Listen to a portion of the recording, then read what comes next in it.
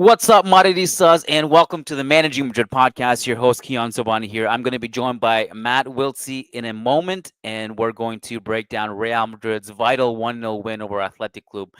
A lot to talk about. I didn't think there would be that much to talk about after a Champions League hangover, but here we are. There's a lot to break down on this one, so I'm excited that Matt is going to tune in to help me do it. First things first, we're coming to Toronto. We're coming back to Toronto, I should say. We did one podcast in Toronto earlier in the fall. We had such a blast playing football with you guys and meeting you guys and seeing some familiar faces that we said, hey, we're going to come back. So on May 10th, we're doing a pre-Clasico podcast live in the flesh in person. If you're in Toronto and you'd like to come down for the event and just hang out with us, get some prizes, do some Real Madrid trivia, some season analysis, Q&A, hang out with Mehdi and I. We're going to do a pre-Clasico preview. It's going to be a lot of fun. I put the link in the chat if you're live on YouTube. The link is also in the show notes. Book your spot. It's a pub with limited seating. So make sure you just get your spot reserved, RSVP, because spots are limited, and we're going to cap this one. So make sure you do it. Toronto is one of our bigger markets. Please join us in Toronto on May 10th. Speaking of Toronto, shout out to TAC Sports. Go to tacsports.ca. If you're in Toronto, you can get the best coaching, hands down, in the entire city. Whether you want to sign up your kids for soccer academies, soccer clinics, basketball clinics, swimming clinics, summer camps, for all three of those things, the best academy, the best coaching, the best facilities in the entire Greater Toronto area. Go to tacsports.ca. And of course, as always, our great friends over on Moji Mates. Head on over to moji-mates.com. That's moji-mates.com for your favorite Real Madrid player on a shirt. You know what? I think it would be the right thing to do for all of you guys to go to moji-mates.com right now and order yourselves a Fede Valverde shirt, because you owe it to him. He has saved the season in La Liga so far. I mean, obviously, there's a lot of work to do, but certainly if you lost this one, you had no chance in hell. It's already going to be difficult, but hey, man, Fede Valverde bangers only. What a game winner. Incredible strike. Go to moji-mates.com, order your Fede shirt. We're going to break this down. Matt's going to join me in about 45 seconds. Let's get to it. Nice article in the Managing Madrid blog. Wonderful lads that do a great job there. And worth reading about that man there. Karim Benzema needs to rest, and the numbers reveal why. Times ended up almost looking like a 6-3-1. Some very good writing about that on the Managing Madrid website. First great podcast as well. Of course, Fede Valverde was a huge part of the equation.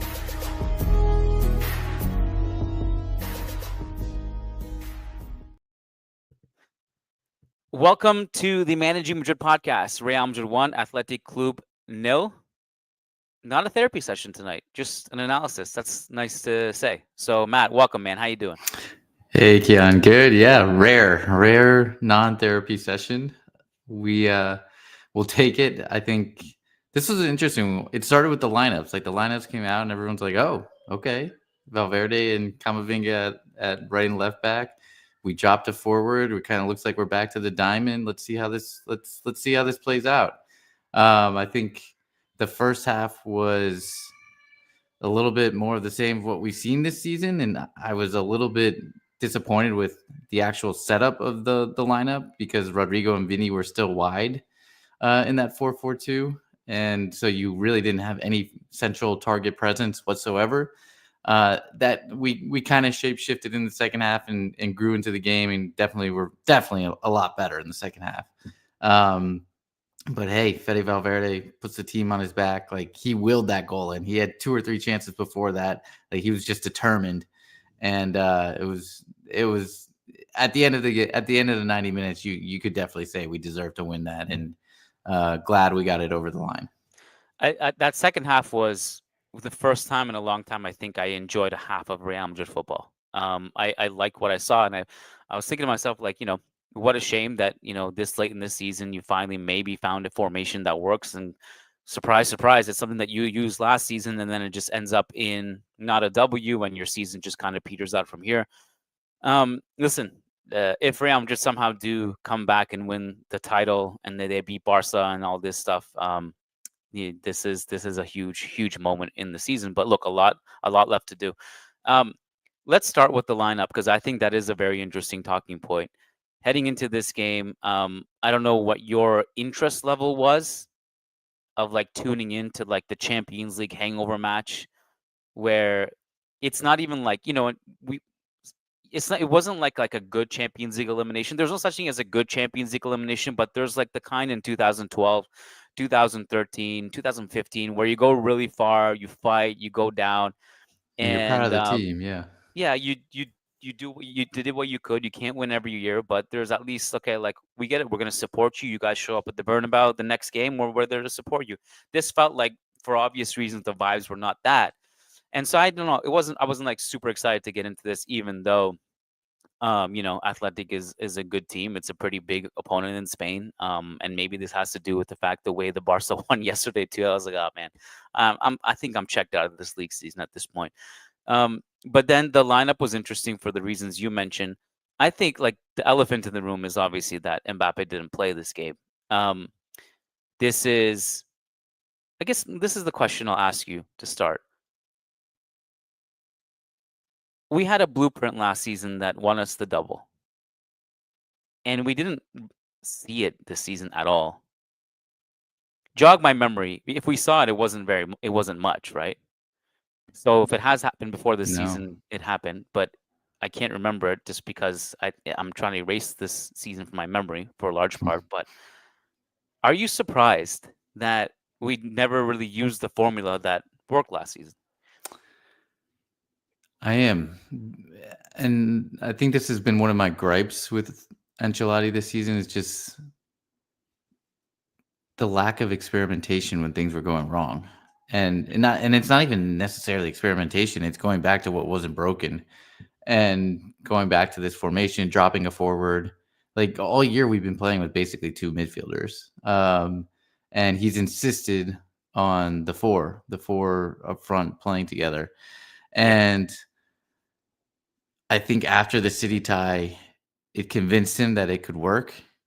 But I think you need that specific personnel on the field to make it work. And it just, everything has to be going right. And I don't know. We've seen enough. Like, I think we've seen enough now to know that that City team really isn't very good, especially compared to elite opponents. And so, yeah, I have been surprised that we haven't gone back to this. I think you look at our best games this season, I think it's when one of Mbappe or Vinicius or Bellingham, or like when one of them have been missing and we've been forced to kind of do this. That's when some of our best games have been. Like, I think Mbappe's best games, like, not to say that, I really think his best games this season, besides the City second leg, were without Vinicius. Like the Valladolid hat trick was Rodrygo on the left, Bellingham in the middle, no Vinny. His run of form that he went on was when Vinny was suspended for a while in December, January. And so, I don't know. I think it's clear that this team needs a lot more balance. And we know that the profiles don't mix well. We know that it's lopsided. And if anything, Carlos should have done this earlier. Like, I don't know why it took him until he's on the brink of being sacked or like maybe he's already, if you believe some reports, he already is on his way out and he's accepted that, and it'll be kind of like a gentleman's agreement at the end of the season. And so now he's willing to do some things, but it shouldn't have gotten to this point. Like we talked about the Camavinga Fede fullback pairing. I remember talking about it on a podcast like months ago. We were like, honestly, our best fullback pairing is probably Camavinga Valverde. It is.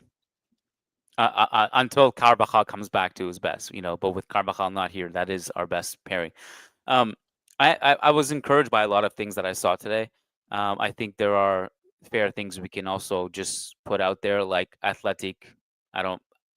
We're shockingly bad.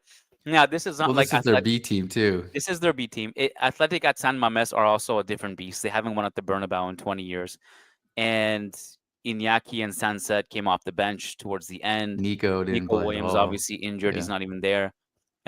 But look, Real Madrid has to do whatever comes up against them. That part is not their fault.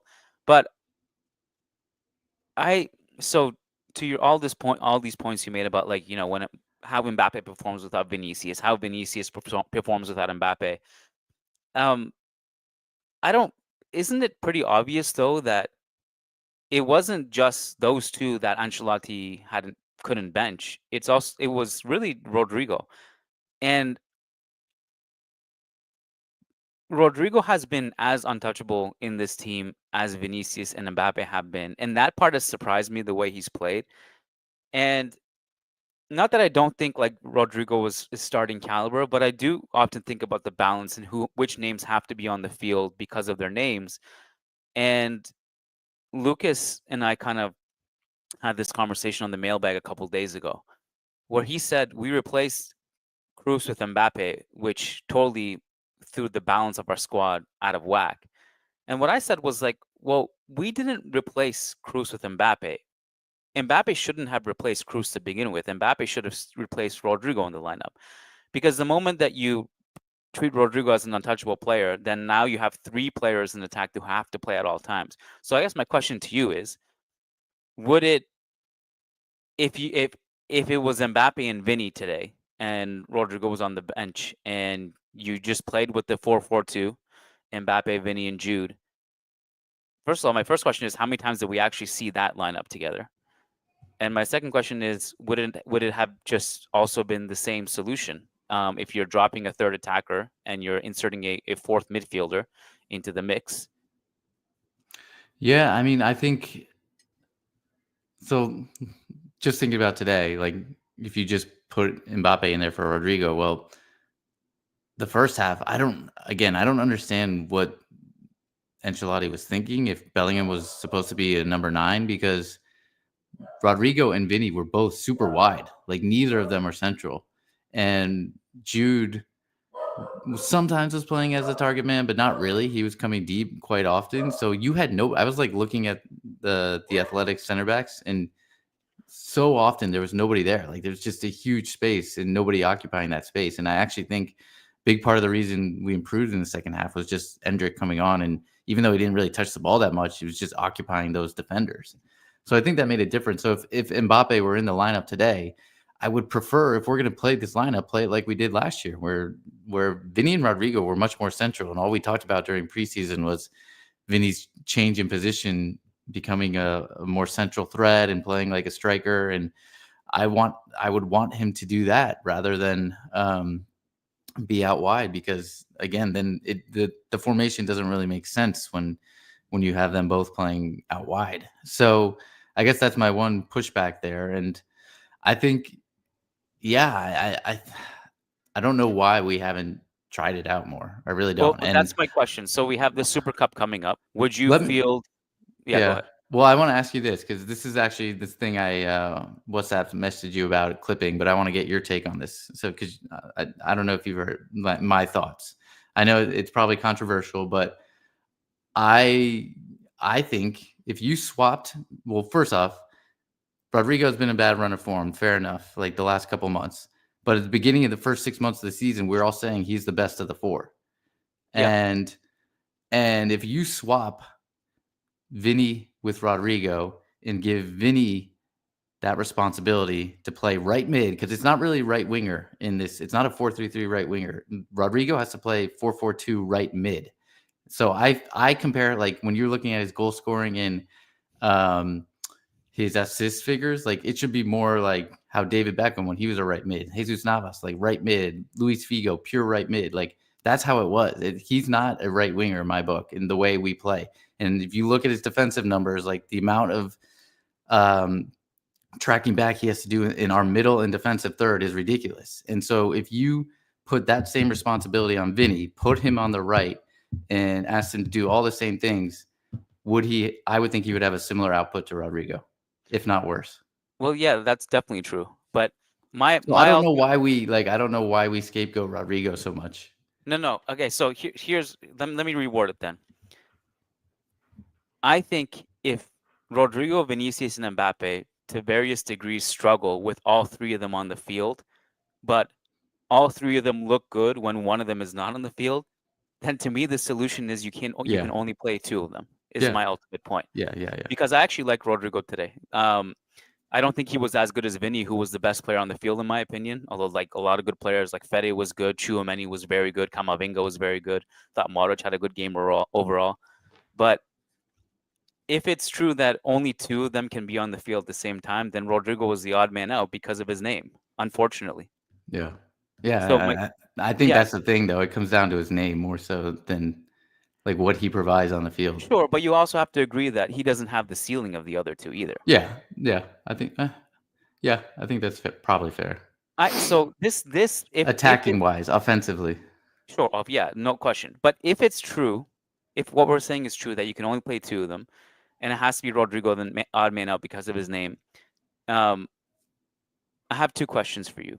One is, does that mean now we have too many attacking pieces? Because if you put Rodrygo off the bench, then you're putting Brahim behind him and then Arda behind him because Yeah. you're basically now you need more midfielders. Yeah. Um, and also, what would you do for the Super Cup final? Like, would you just roll out what you saw today? Mbappe is going to start that game. Yeah. So then you replace Mbappe with Rodrigo and roll with what you saw today. I guess my only other question: did you get enough out of Modric today? I mean, I don't think it was enough to like put him out as a consistent starter. But I think if you look at the reality of today's game, Athletic sat very deep, let him and Ceballos have the ball. I think part of the reason why we looked better in the second half is that we just started to crash the box more. We had more numbers when every time Vinny would cook or Sabal. In the first half, he didn't always have someone waiting for the final ball. In the second half, we had a lot of bodies, and then Modric and Ceballos also brought the line much higher and started playing. But I mean, not a long-term solution. No, I'm not. I don't think Yeah. Modric is a solution here. But it today wasn't like a big deal for him. I think it was fine today.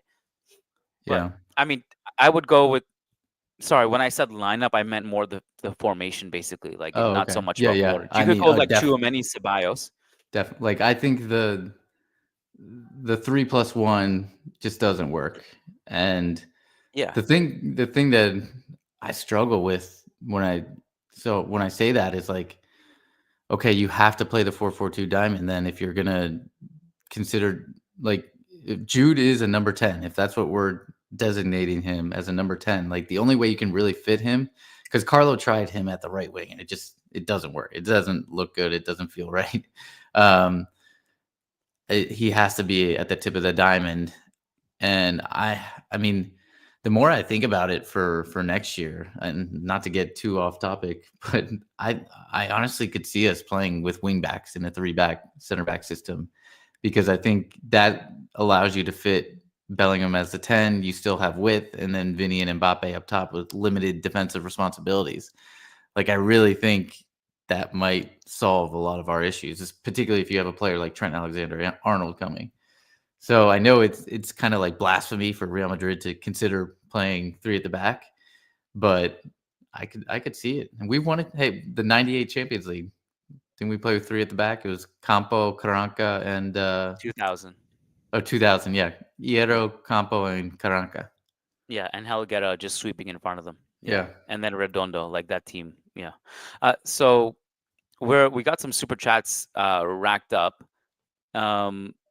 Then let's just go through our notes. Like what else is like a big talking point from you for this game before we get to those? Um, I thought Chouameni was pretty solid today. Like even on the mistakes he had, I thought he I made agree. amends quickly. Recovered. Yeah. I think Ceballos is still, obviously it's only like a third game back, first start. I think he's still not looking like the Ceballos we saw just running the games, but he needs that match rhythm. We know that about him.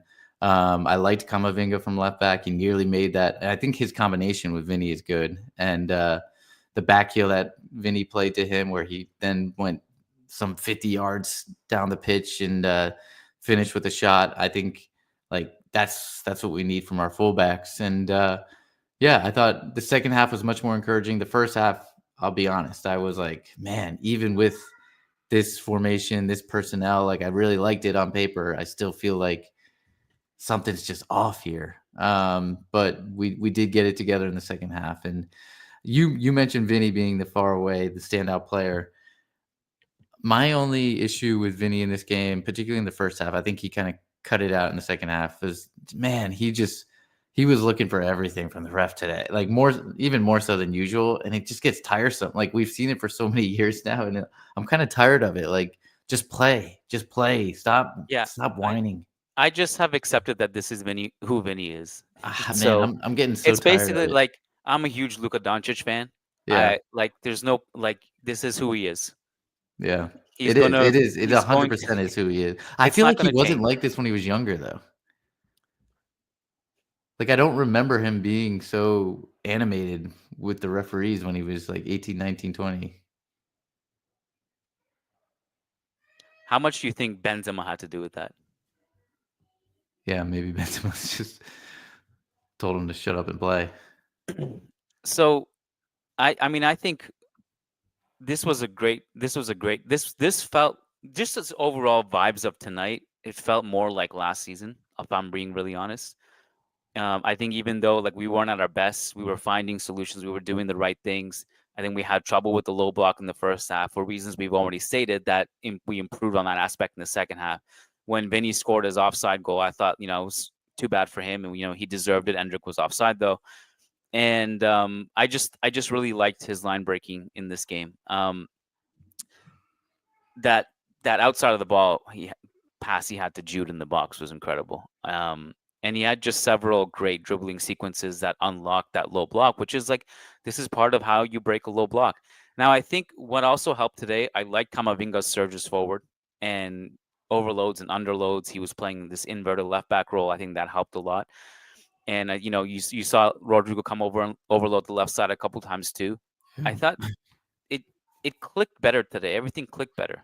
And with the caveat that this was athletic at just had offered nothing to attacking in transition, and also was largely fielding a B string lineup. But we did fine. I think I'd like to see us build on this. If the season is lost and we're not going to win the league, obviously we have a chance to win Copa against a team that's been much better than us this season.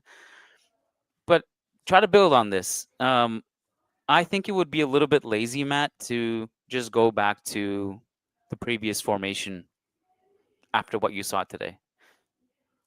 So I Yeah. want to see how Ancelotti navigates this with Mbappe back in the lineup. Well, and I think you're at a point where you need to just roll with it and roll with like Camavinga, Valverde, left and right back. Run with it. Like do that consistently. Let's not just see it for one game. Let's see it like this should be the two fullbacks probably for the remainder of the season. Like let's just if this is what we're going to commit to. Obviously, you need injuries to that. Part of the problem Carlos had this year is not people haven't been able to stay fit and long enough to actually run what he wants to run with. But I'd like to see us like consistently roll this out, and then okay, let's evaluate. Like, is this what we need to be doing, or shape shifting, or is Camavinga a left back going forward? Like again, I go back to that 3-4-3. Like I think Camavinga in the left wing back, left midfield role would be perfect. Remember the Clasico, the first Clasico of the season? I remember waxing lyricals about Camavinga playing at that left midfield position because I thought he was like the only good player we had. He had that first half. He was In the incredible. first half, yeah, he Yeah, was good. yeah. Yeah, And yeah, I mean, I think that position would suit him really well. I think we've been trying. It feels like for years we've been trying to unlock like what's the best spot for Camavinga. How can we get the best out of him? And even today, you saw just some of the shoulder feints and when yeah, he he can was get great. galloping down the line. Yeah, it's He was just I great love today. him in that spot. Like games like this are just really good reminders of what his ceiling can be. Like he Yeah. is really, really, really hard to deal with as an opponent when he plays like this.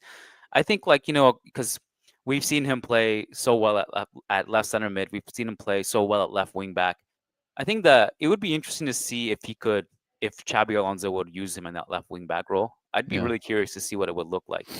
Let me ask you this before we go to a super chat. Yeah, If Carlo wins the Copa and here we go. let's say and he wins the Clasico, but maybe doesn't win La Liga, but he wins both Clásicos and we get within like 1 point of Barca or like match them on points and lose on goal differential or something.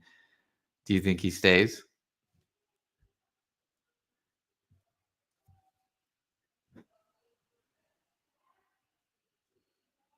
I don't. I mean, I know what I would do, but Yeah. what the board would do, I think the board would look for any excuse to continue with the easiest path, which is to keep Carlo.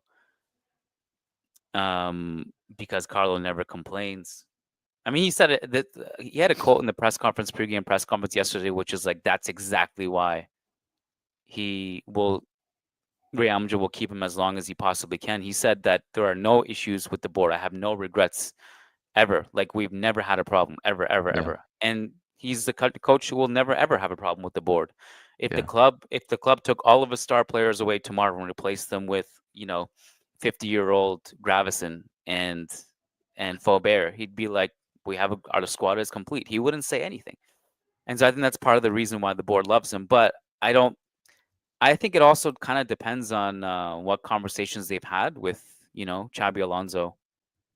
What do you think the sentiment is with? Because I feel like within the Managing Madrid circle and like with our listeners, I feel like everybody's like, yeah, Carlo, it's time for a change. Carlo needs to move on.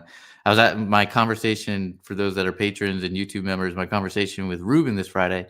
He actually kind of has a different perspective, which I hadn't really heard from Okay. anyone. And I'm wondering if that, like, if do you think even maybe outside of our kind of bubble that's a more prevalent, like that some people are more open to Carlo Ancelotti? Because on the commentators today talked about the Marca poll that went out and like how Yeah. who's to blame, and Carlo Ancelotti was like fourth or fifth on the like one of the last votes on the list. Yeah, it's possible. I mean, I don't really know. I think based on our listeners and our patrons and what we hear from them, generally speaking, it's the opposite. Yeah. Um, so I don't know. And who knows? Maybe it's a bunch of Barca fans voting in that poll. I Yeah. honestly don't know. But for what it's worth, I just put the direct link to Matt and Ruben's show in the comments. It's for YouTube members. By the way, shout out to our members. We've been like, I think 3 bonus episodes we did this past week after that Arsenal second leg for our members, between me and you and Ruben and Lucas and Angelo and Leah. Really, if you guys want to be in on that action, you should be a patron. Go to patreon.com/managing Madrid, or just hit join underneath this video and you can join YouTube memberships that way. So yeah, it's possible, Matt. I guess it really depends on how this season closes and also what conversations have been had with Xabi Alonso. But I really don't know. And keep in mind, I feel like maybe there's a little bit of recency bias in our conversation just because of the game we had today. Yeah. And I don't know. This tune can shift really quickly by the time the Copa del Rey final concludes, if you ask me. Yeah. Yeah. Super chats. Oh, just this, you kind of alluded to this just quickly. How Endrick maybe changed the complexion of the game. So Endrick comes in for Ceballos in the 58th minute. So the team shifts into a 4-2-3-1 at that point, and then it's basically all hands on deck to save the season in the league, because you had Endrick on the field, Arda on the field. Arda came a little bit later, but you had at one Arda point was like a center Brahim. mid too. He was deep. Yeah, Brahim, and he played well. Brahim and Yeah. Arda and Endrick and Vinny and Jude, all 5 of those guys were on the field, and it was just like all hands on deck because Fede and Camavinga are pushing high up the field. And Tchouaméni and these guys are all holding a pretty high line, and I kind of thought like There were a couple times where Asensio was like, it was just him and oh my god, that like 8-foot behemoth. yeah. What's his name? The guy who came I off the always bench. butcher the Basque name, so I'm not even gonna try. It was Marwan Sanadi. The guy was like 2 meters tall Yeah. and like wider than a truck. He was Asensio like wasn't sure what to do with him. The guy was a monster. So yeah, that guy. But also like Iñaki came in, Sansad came in. So I thought like, okay, this is. I mean, part of the reason why it's so fun is because everyone's really pushing high up the field. We got all these players off the bench now, but also was kind of worried. And I do wonder like a better team like Barca would in transition would just be a lot riskier to do that against, right? Yeah. Okay, super chats. By the way, Endrick, I love him. I love him. His decision making makes no sense to me at times, but I love the energy. Like his bicycle kick attempt was ridiculous. There was no chance in hell he had any hope to pull that off. He's not even close to it. There's a guy right there who kicks him in the chest, but just the energy is something about him, man. I just enjoy watching him play. Shout out to our new YouTube member, Infinite Silver, as well as our new YouTube member Les Mesq became a YouTube member. Welcome to the family, guys. Get in on the action. Be on the yacht with us. Don't be on the dock watching us party. Get in on the action. We'd love to meet you. Anthony Tharp says Federico Puskás Valverde. Guy only scores bangers. Isn't it amazing that he just put in one of the best goals I've seen in the last 2 years, and it's like you're not even surprised. I just love, like, I know I mentioned it earlier, but I just love how, like, he literally willed that in. Like, he had 2 or 3 big shots before that. Like, you could just see he was gonna do everything in his power to get us over the line. Yeah, it was an incredible, and I also just enjoyed the fact that he got into attacking positions today because I missed that with Fede. Yeah. I've said that multiple times, but he's just so dangerous from that position. And that's why actually, I think in a lot of ways, even though they're more pure midfielders, the left wing back and the right wing back position suits both of these guys because Well, of and their playing style. his big long diagonal pass to Vinny, he hit that multiple times today. Like, Yeah. when he gets that right, it's perfect. And man, that's something Trent will definitely be able to do next year. Here's an interesting quote from Carlo for you. The 4-4-2 doesn't mean I have to put 4 midfielders in because sometimes Vinicius and Rodrygo have occupied the midfield. Bellingham near the box is a position that gives us a lot. He did very well in the second half. So I don't know. I take that as like it could be more or less the same. He wants Jude as close to the box as possible, and like we have had games where we play the 4-4-2 and it's Vinny the left mid, Rodrygo the right mid, and Jude and Mbappe up top. So yeah, we'll see. Tragic TV says, fair to say Vinny and Kiki don't play well together. I think we addressed this. I think they can still. I know you're more skeptical. I mean, or maybe I'm putting words in your mouth. I mean, to clarify, I'm more skeptical of us being able to win at an elite level. I'm not saying that they can't play well together and we can't like dominate.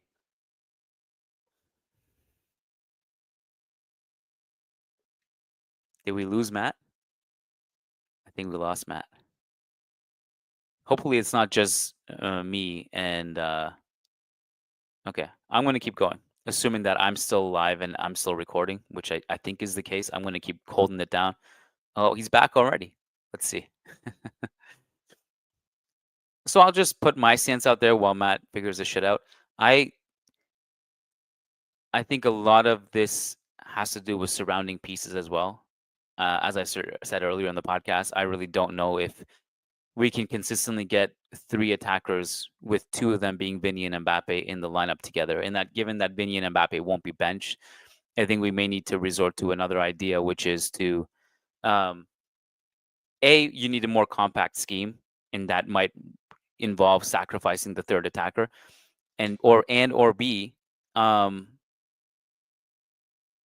think, and to be fair, I think the last few games, he's been much better at this, but Vinicius to play a more defensive role. I will say this because, with Vinny getting criticized a lot, and I know, there was that clip that went viral where Thierry Henry was showing how little the front 3 run, and there was, 3 of the 5 lowest distance covered attackers in Europe. 3 of them are Vinny, Mbappe, and Rodrygo. I think Vinny, for what it's worth, has put in a lot of good defensive shifts of late, and I think he's starting to buy into that, which I think helps. But I'd love to see what another solution maker coach would do with this lineup, because as we know, Vinny and Mbappe aren't going to be benched. So it really has to do with how much you can get them to buy into a collective scheme and what are the surrounding pieces and what do they look like. So I don't sign off on the idea that Vinny and Mbappe can't play together, and Matt is back on his iPhone. So yeah. Every time. So yeah, I think what I was saying is like I want to clarify what I was saying in regards to Vinny and Mbappe not playing well together, because I think they can go on to have like tremendous success together, dominate La Liga domestically, but I think we underrate how hard it is to win a Champions League because of how spoiled we've been over the last decade. And we've gone like it's much more common to go 32 years, 12 years. Like look at Liverpool, the other most successful clubs in this Champions League history, Liverpool and AC Milan. Go ask them how hard it is to win a Champions League. And I think we could very easily, because of just the lack of finer details, and not that like, hey, maybe another coach comes in and gets Vinny and Mbappe to play a little bit more defense. Even if they do, and puts in a little bit more structure, I still think the finer details and the fact that they're just really not good at playing defense, and if they don't really take their offensive game to another level, then I don't see it. I think we underrate how hard it is to win a Champions League. And so that's more my point. And so um it's not to say that they can't go on to have like a good partnership, but I just don't think it'll be elite where you're bringing in at least multiple or even one Champions League title. You and I would agree that they haven't been at their best offensively, right? It's not just the defense. Oh yeah, the execution's been horrible. Yeah. Like And how much? uh, But how much of this? We've talked about this before, but like, how much of the conversation would be different if they were at their offensive best? If they were yeah, putting up the same numbers that Rafinha and Lamine Yamal are putting up, yeah, for yeah. example, or just playing at their level, because at their level they're better than those two. Yeah, I And mean, I yeah, think that's what Carlo was going to bet on this year, was like, hey, we'll sacrifice some of. We were really solid defensively last year. We'll sacrifice some of that because we're going to score buckets of goals, but it never happened. yeah.